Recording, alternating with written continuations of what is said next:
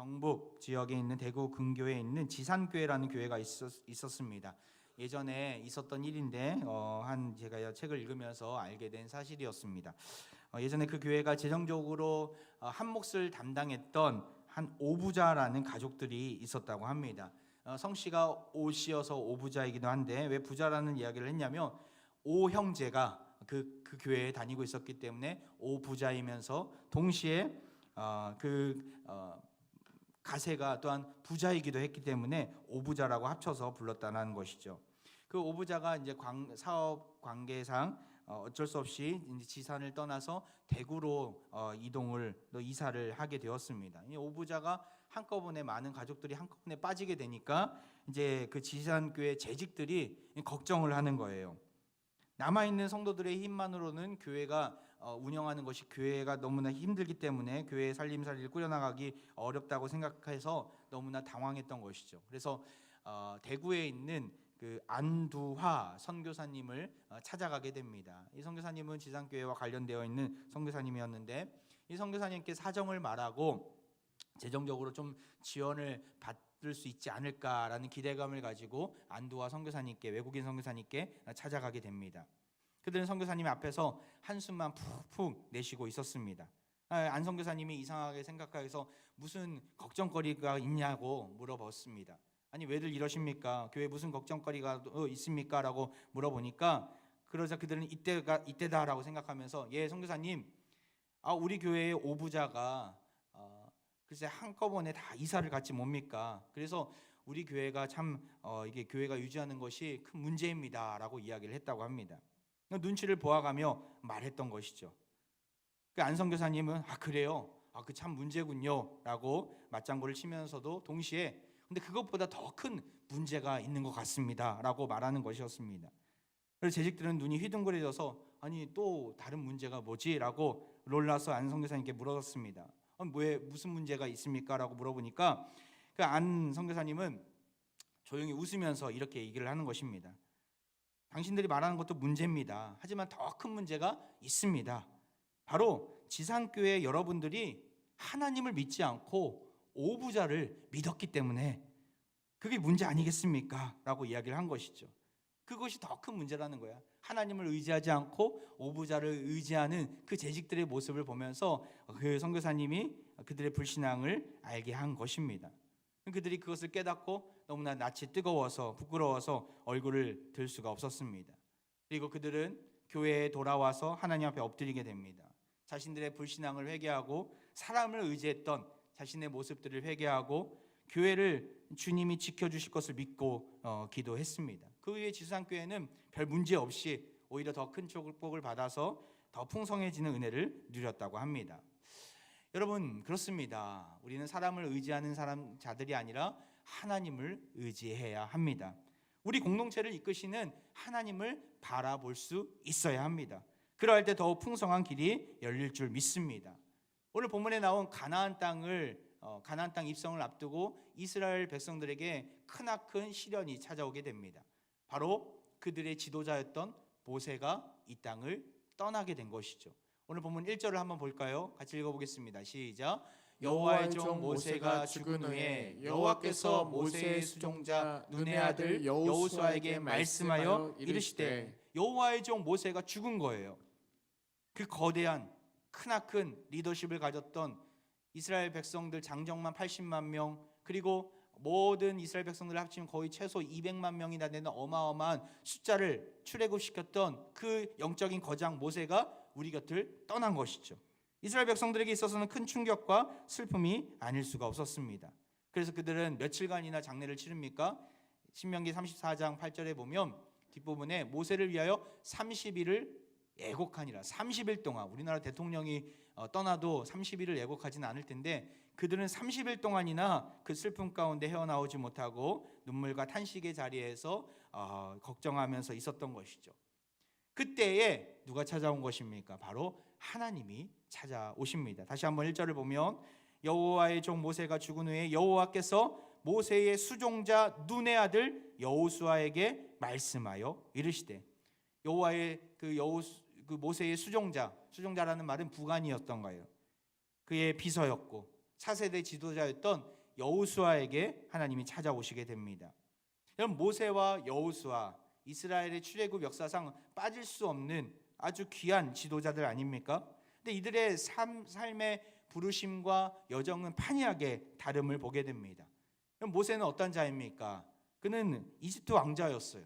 애굽의 궁전에서 왕자로서 어린 시절과 청년 시절을 보냈던, 어떻게 보면 지금 소위 말하는 금수저와 같은 자였습니다. 그리고 미디안 광야에서 40년간 있으면서 하나님의 직접적인 소명과 계시를 받았던 자 아닙니까? 이스라엘 백성과는 단절의 시간이 있었지만 하나님의 부르심 가운데 순종하며 나아갈 때 갑작스럽게 이스라엘 백성들 앞에 서게 되고 지도자로 부름받아서 그들 200만 명이나 되는 어마어마한 숫자를 출애굽시켰던 그 모세, 40년간의 기족생활, 40년간의 은둔생활, 그리고 40년간의 출애굽 이후의 광야생활, 공적인 삶을 살았던 이 모세, 그는 정말 굴곡지고 또한 극적인 역전의 인생이라고 평가받는 자임을 우리는 보게 됩니다. 하지만 여호수아는 전혀 다른 인생길을 살았습니다. 그는 모세에 비해서 보통 사람과 같고 큰 굴곡이 없었습니다. 영적인 훈련도 모세로부터 직접 받은 그 리더십을 전수받았던 자가 이 여호수아였는데, 여호수아는 출애굽하기 전에 애굽에서 노예 생활을 했던 자였죠. 그리고 이스라엘 백성들의 무리 안에 거하면서 여러 경험과 연륜을 쌓았던 자였습니다.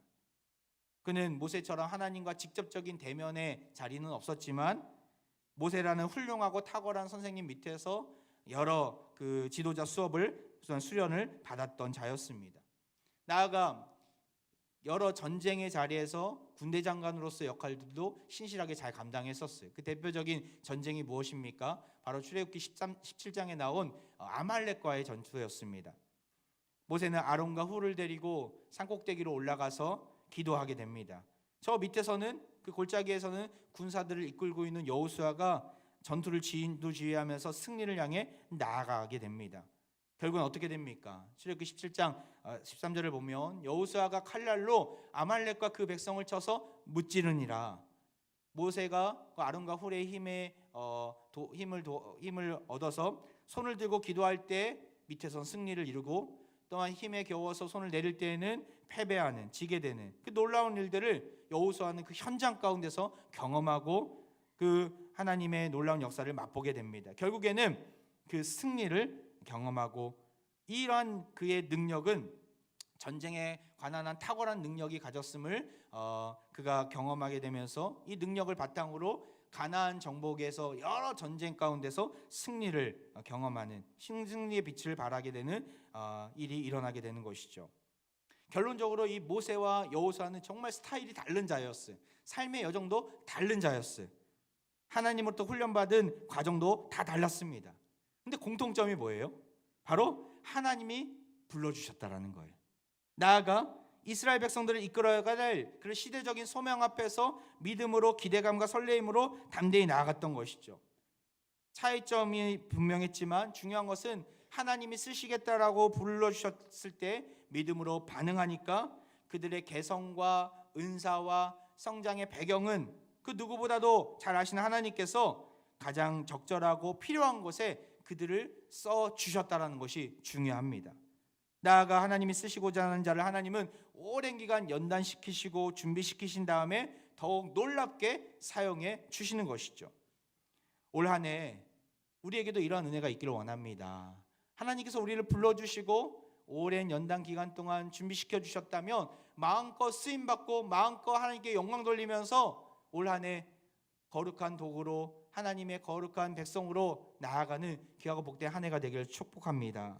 하나님 맡기실 때 하나님 나는 못합니다, 나는 힘이 없습니다, 나는 안 합니다가 아니라 주여 여기 있사오니 나를 써 주옵소서, 나를 보내어 주옵소서, 이 고백으로 나아가길 바랍니다.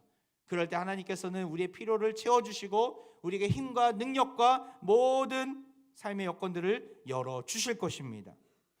이렇게 하나님 앞에 부름받은 자가 어떻게 나아가는가, 하나님은 그들에게 무슨 명령을 하시는가 좀 더 구체적으로 우리가 보려고 하는데요. 두 가지 명령을 내리세요. 오늘 새해 첫 주를 맞이하는 이때에 나를 보내어 주옵소서라고 고백하는 우리들에게도 이 명령이 들려지기를 원합니다. 하나님께서 나에게 주시는 명령이 무엇인가 한번 귀를 기울여 나아가길 바랍니다. 그 첫 번째 명령은 2절에 나와 있습니다. 우리 같이 한번 읽도록 하겠습니다. 시작. 내 종 모세가 죽었으니 이제 너는 이 모든 백성과 더불어 일어나 이 요단을 건너 내가 그들 곧 이스라엘 자손에게 주는 그 땅으로 가라. 여기 보면 더불어 함께 일어나서 건너 가라라는 것이죠. 순종을 의미합니다. 그들은 지금 어디에 있습니까? 요단강 동편에 있는 시딤이라는 지역에서 머물러 있습니다. 모압 광야에 머물면서 모세가 죽고 나서 장례를 치르고 좀 불안에 떨면서 있는 거예요. 그때에 그토록 염원했던 가나안 땅에 들어가는 이때에 앞에 떡하니 뭐가 있는 거예요? 요단강이라는 장애물이 있는 것입니다. 여호수아가 그 요단강을 건너갈 때는 요단강 물이 가득 차 넘쳐 있는 때예요. 그래서 많은 백성들이 떠먹는다는 게 결코 쉽지 않은 때였습니다. 다리가 있는 것도 아니고 배를 타러서 그 200만 명이나 되는 어마어마한 사람들 어떻게 그 요단강을 건너갈 수 있겠습니까? 장애물이 있는 거예요. 하지만 하나님은 멈추지 말고 건너가라라고 말씀하십니다. 근데 중요한 게 있어요. 혼자 가라고 얘기하지 않아요. 여기 보면 모든 백성과 더불어 가라라고 이야기합니다. 어린아이 또한 연약한 시니어들, 노인들 다 데리고 가라는 것이죠. 모든 백성들과 더불어 가서 그 가나안 땅을 정복하라라고 말씀하고 있습니다. 여러분, 하나님 나라의 원리가 여기 있습니다. 바로 함께 더불어 가는 공동체라는 것입니다. 하나님 나라는 어떤 특정한 자들의 소유물이 아닙니다. 하나님 나라를 보여주는 교회도 마찬가지죠. 교회는 어떤 개개인의 소유가 아닙니다. 하나님 우리 모두의 공동체인 것이죠. 또 사명도 마찬가지예요. 어떤 그 일부만이 사명을 감당하는 것이 아니라 어린아이부터 시니어 이르기까지 청년 모든 장년에 이르기까지 모두가 이 일들을 함께 감당하며 지어져 가는 공동체가 되어야 한다는 것입니다. 어린아이부터 시니어에 이르기까지 모두가 즐거워하고 기뻐하는 공동체가 되었을 때 하나님께서 허락하신 그 가나안 땅을 맛보게 됩니다. 올 한 해 부르심의 자리에서 우리는 더불어 함께 갈 것입니다. 연약한 분들이 있다면 잡아주고 밀어주고 함께하면서 관심과 돌봄을 가지고 함께 가나안 땅을 건너갈 것입니다.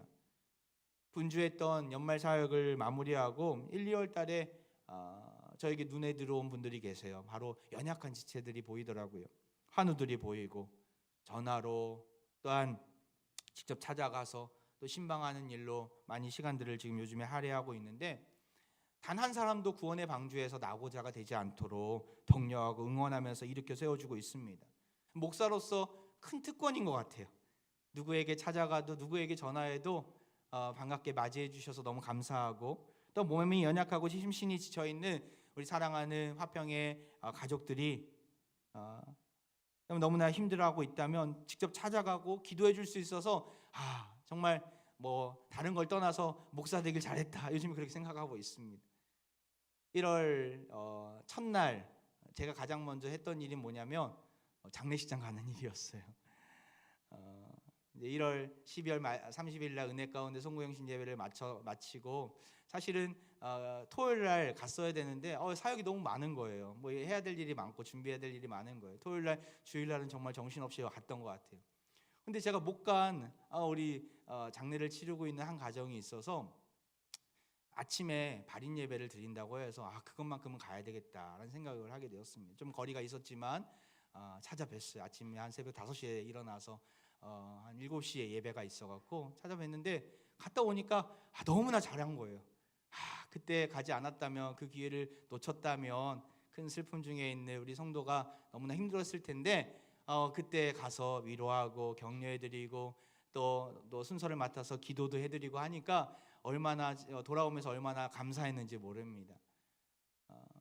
작년 12월에 또 우리 여기 계시지만 이규현 장로님 갑자기 고관절 수술을 하게 되어서 넘어짐으로 인해서 너무나 큰 고통 중에 있었는데 한 달 만에 한 달이 채 되지 않아서 오늘 나오셨어요. 어디 계시죠? 우리 이규현 장로님? 네, 중간에 계십니다. 얼마나 감사한지. 장로님 넘어지셨다고 해서 얼마나 마음이 저도 힘들었고 고관절 수술하고 나서 치료 과정이 저는 알거든요. 많은 어르신들이 그 과정 가운데 너무나 쉽지 않았거든요. 수개월이 걸리는 그 고통의 시간을 장로님 잘 이겨내셔야 되는데 새벽마다 기도하고 또 우리 사랑하는 가원들 함께 기도했었는데 또 중보기도팀과 함께 기도했었는데 한 달이 되지 않았는데 지팡이 하나 짚고 나오신 거예요. 첫날만큼은 하나님 앞에 예배를 드리고 싶어서. 근데 깜짝 놀랐어요. 뭐 이전보다도 더 말끔한 모습으로 건강한 모습으로 나오셔서 예배를 드리고 계셔서 얼마나 감사한지. 우리 주변에 사실 연약한 지체들이 많이 있습니다. 오픈되어 있지는 않지만 고통 가운데 있는 지체들이 많이 있습니다. 병상에 누워서 또한 오랜 입원 기간 동안 정말 쉽지 않은 그 고통의 시간을 보내는 분들이 많이 있습니다. 여러분 더불어 함께 가야 합니다. 더불어 함께 가야 합니다. 나 혼자 나 건강하니까 아무 문제 없어 아닙니다. 우리 공동체 안에 연약한 지체들의 소식을 듣는다며 그 자리에서 기도해야 합니다. 함께 전화해주고 경통료해주고 하나님의 살아계심을 증거해야 합니다. 이것이 목사만이 해야 되는 일이 아니라 우리 모두가 해야 되는 일인 줄 믿습니다. 그러할 때 우리는 함께 그 요단강을 건너갈 수 있습니다. 질병이란 요단강이 있습니까? 경제적인 고통이란 요단강이 있습니까? 우리 믿음의 동역자들과 함께 간다면 그 장애물을 반드시 통과하게 될 줄 믿습니다.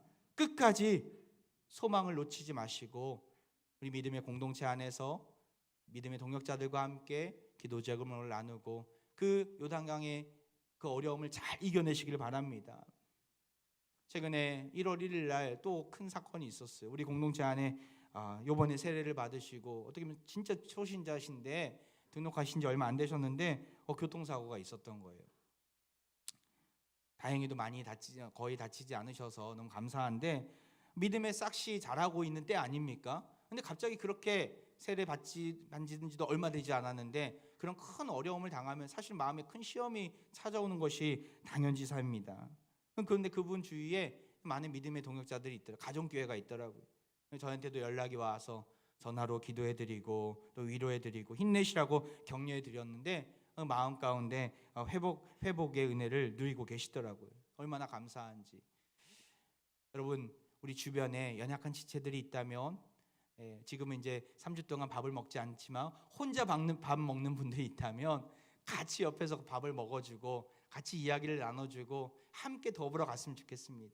올 한 해 정말 우리 공동체가 더욱더 믿음 안에서 하나 되고 성령 안에서 하나 되고 사랑 안에서 하나 됨으로 함께 요단강을 건너 하나님이 보여주시는 약속의 땅에 우리 모두가 단 한 사람도 나고자 없이 함께 들어가는 그때가 있기를 간절히 축원드립니다. 나아가 우리에게 주시는 명령이 무엇입니까? 6절 말씀이에요. 우리 같이 한번 읽겠습니다. 시작. 강하고 담대하라. 너는 내가 그들의 조상에게 맹세하여 그들에게 주리라 한 땅을 이 백성에게 차지하게 하리라. 어떤 명령입니까? 강하고 담대하라. 강하고 담대하라. 여호수아는 지금 불안해하고 있습니다. 평생토록 의지했던 영적인 아버지와 같은 모세가, 민족의 지도자 모세가 자신을 떠났기 때문에 얼마나 큰 걱정이 되었겠습니까? 그 두려운 마음을 아시는 하나님께서 여호수아에게 명령하십니다. 강하고 담대하라. 강하고 담대하라. 이 강하고 담대한 마음은 어떻게 주어지는 것입니까? 마인드 컨트롤, 내가 강하고 담대하지라고 하면 얻어지는 것입니까? 아니에요. 이 강하고 담대함은 말씀을 의지할 때 생기는 것이죠. 7절과 8절에 하나님은 강하고 담대하라 명령만 하지 않으시고 그 열쇠를 알려주고 계세요. 오직 강하고 극히 담대하여 나의 종 모세가 내게 명령한 그 율법을 다 지켜 행하고 우로나 좌로나 치우치지 말라. 그리하면 어디로 가든지 형통하리니. 8절 같이 읽겠습니다. 시작. 이 율법책을 내 입에서 떠나지 말게 하며 주야로 그것을 묵상하여 그 안에 기록된 대로 다 지켜 행하라. 그리하면 내 길이 평탄하게 될 것이며 네가 형통하리라. 할렐루야. 우리 인생 가운데 강하고 담대한 마음을, 그 믿음을 어떻게 얻게 되는 것입니까? 바로 말씀을 가까이 할 때. 말씀을 가까이 할 때. 여기 7절에 보면 율법을 지켜 행할 때, 8절에 보면 율법책을 내 입에서 떠나지 말게 하고 그리고 묵상할 때에 강하고 담대함이 생기게 된다는 것입니다. 지난번 우리 송구영 신 예배 때 참 감사한 것은 성경 일독하시는 분들이 정말 많이 계셔서 얼마나 감사한지 저에게도 큰 도전이 되었습니다. 혹시 그때 못하신 분들이 있다면 새해가 밝아왔으니까 다시 시작하면 돼요. 다시 시작하면 돼요. 낙심할 필요 없습니다. 나도 올 한 해 말씀을 통해서 하나님이 주시는 강하고 담대함을 얻으리라 믿음을 가지시고 말씀 안에 머무는 올 한 해가 되기를 바랍니다. 말씀으로 인하여 강하고 담대함을 얻지 못하면 요단강을 건널 수 없고 그 너머에 있는 가나안 땅에 입성할 수 없습니다. 모세가 죽은 것과 같이 내가 의지할 것들이 점점 사라지는 이때 아닙니까? 여러 가지 위축되는 현실 속에서 여러분 말씀의 불이 활활 타오르는 자는 다릅니다. 살아있는 말씀이 그를 계속해서 살리고 있기 때문에 그러한 것이죠.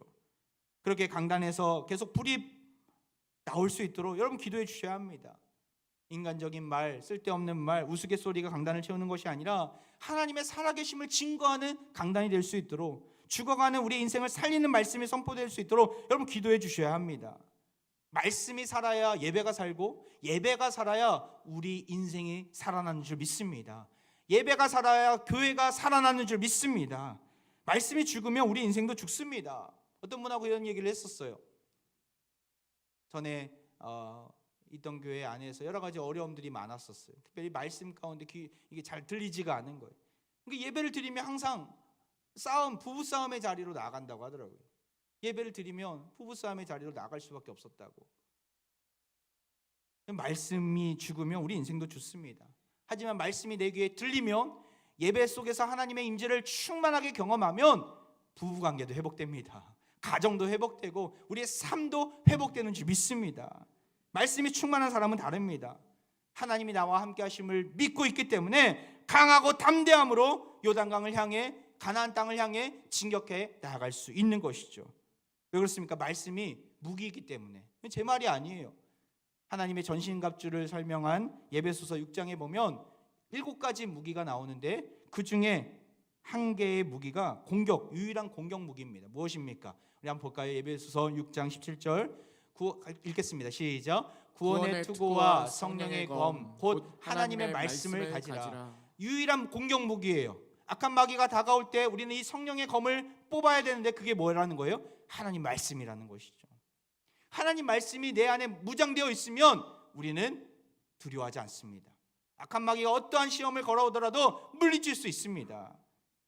우리 예수님도 공생애를 시작하면서 광야에서 40일간 금식할 때 악한 마귀가 3번이나 시험하지 않습니까? 그때마다 구약 성경을 인용하면서 하나님 말씀을 무기로 꺼내들면서 마귀의 시험을 이겨내시지 않았습니까? 말씀이 내 안에 있으면 우리는 두렵지 않습니다. 담대함으로 마귀를 물리칠 수 있는 것이죠. 올 한 해 말씀의 자리에 서기를 원합니다. 송구 영신 예배 때 여러분에게 어떤 말씀을 주셨어요? 저에게도 이 책갈피 말씀을 주셨는데 여기 보면 골로새서 3장 4절에 우리의 생명이신 그리스도께서 나타나실 그때에 너희도 그와 함께 영광 중에 나타나리라, 이 말씀을 주셨어요. 예배 시간에는 여유가 없어서 이제 끝나고 나서 나가 보니까 바구니에 그 말씀 카드가 있어서 하나 뽑았어요. 근데 이 말씀을 주셨어요. 너무 좋아했어요. 왜냐하면 짧았기 때문에. 짧아서 너무 좋더라고요. 외우기 편해서 너무 좋더라고요. 근데 이 말씀을 묵상하고 보니까 이거 너무 귀한 말씀이다. 예수님이 다시 오시겠다는 약속도 들어있고 그때에 내가 함께 그 놀라운 영광을 보게 된다라는 소망을 주시더라고요. 얼마나 감사한지. 여러분, 우리의 인생 가운데 주시는 말씀들이 있습니까? 매 주일마다 선포되는 말씀이 있습니까? 더욱더 귀를 기울이고 힘들고 괴로울 때 어디든지 말씀을 더욱더 암송하고 외우면서 나아가길 바랍니다. 하나님의 거룩한 말씀은 우리 가장 깊은 곳에 있는 그 쓴뿌리를 뽑아낼 줄 믿습니다. 꿈틀대고 있는 괴로움과 두려움과 답답함, 모든 부정적인 마음을 하나님의 거룩한 말씀으로 하나님은 사라지게 할 줄 믿습니다. 우리 하나님은 말씀을 통해 역사하시는 분이십니다. 말씀 안에 머물면서 강하고 담대한 믿음을 가지고 2024년도 한 해를 기쁨으로 출발하는 사랑하는 모든 화평 가족들 되기를 주의 이름으로 축원드립니다. 말씀을 마무리하면서 하나님의 부르심의 자리에 있었던 여호수아는 어떠한 명령을 듣습니까? 2가지 명령. 첫 번째는 더불어 요단강을 함께 건너 가라라는 것이죠. 함께 하라는 거예요. 여기서 머물러 있지 말라는 것이죠. 그리고 너만 가는 게 아니라 같이 모든 이스라엘 백성들과 함께 가라고 이야기합니다. 나아가 두 번째 명령은 뭐예요? 하나님 말씀을 날마다 상고하면서 강하고 담대함으로 나아가라고 말씀하고 계십니다.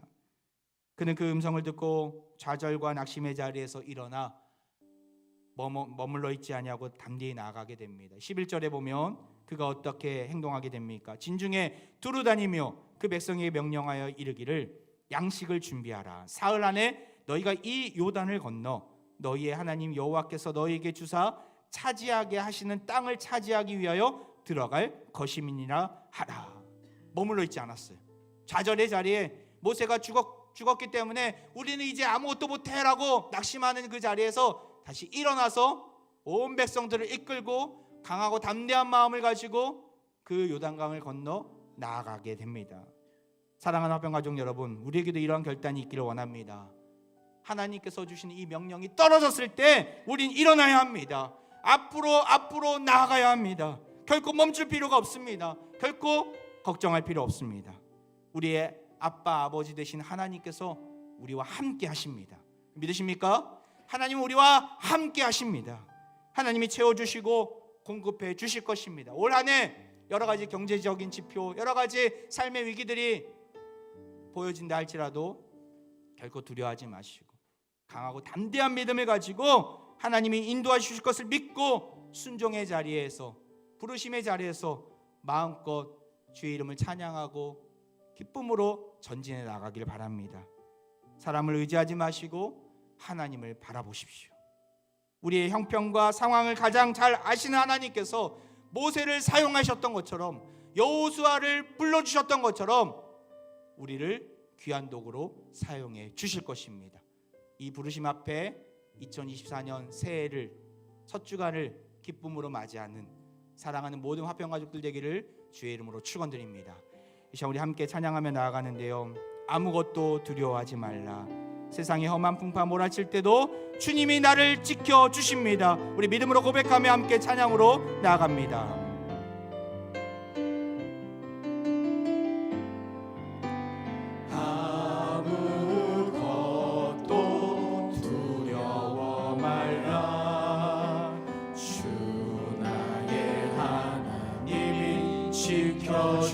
지켜주시네. 놀라지 마라, 겁내지 마라. 주님 나를 지켜주시네. 아무것도 두려워 말라.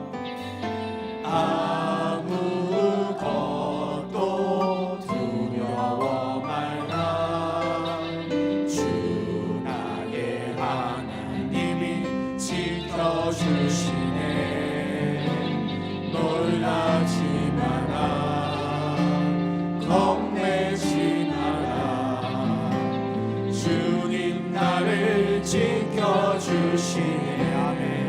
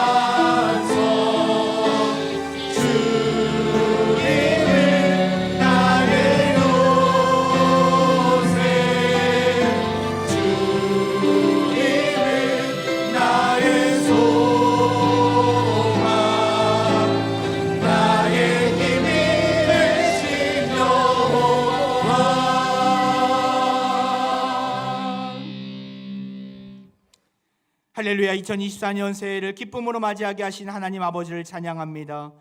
낙심이 되는 현실과 세상 풍파에 휩쓸려 좌절의 자리에 있었던 자들이 있습니까? 연약한 우리의 인생을 불쌍히 여겨 주옵소서. 이 시간 다시 새로운 각오와 다짐을 가지고 하나님 앞에 서기를 원합니다. 오늘 주신 말씀을 가슴에 새기고 강하고 담대한 믿음을 주시고 우리 믿음의 동역자들과 함께 우리 화평가족들과 함께 더불어 함께 요단강을 건널 수 있는 은혜를 허락해 주옵소서. 2024년 새해를 맞이하는 화평가족들을 축복합니다. 하나님만을 바라보게 하시고 세상을 두려워하지 않는 그 믿음을 가지고 가나안 땅에 입성하게 되는, 약속의 땅에 들어가게 되는 은혜를 허락해 주옵소서. 이 시간 병든 육체와 상하고 갈급한 마음 위에 손을 얹고 기도합니다. 하나님, 이 시간 환부 위에 손을 얹고 인간의 고통을 치유하시는 그 주님의 능력을 신뢰하며 기도합니다. 히스기야의 기도를 들으시고 그의 생명을 15년이나 연장하셨던 하나님 아버지, 이 시간 우리 환우들의 고통을 들으시고 살려 주옵소서. 속기 살 길을 열어 주옵소서. 하나님의 살아계심을 보여 주옵소서. 특별히 불치의 질병으로 고통 중에 지금 병원에 병상에 누워있는 우리 환우들이 있습니다. 요양원에서 하루하루 버티기가 힘든 우리 어르신들도 있습니다. 주의들을 기억해 주시고 속기 일으켜 주시사 하나님의 살아계심을, 천국의 소망을 가지고 담대히 나아가게 하옵소서. 우리의 인생의 사계절을 다스리시는 예수 그리스도의 이름으로 기도하옵나이다.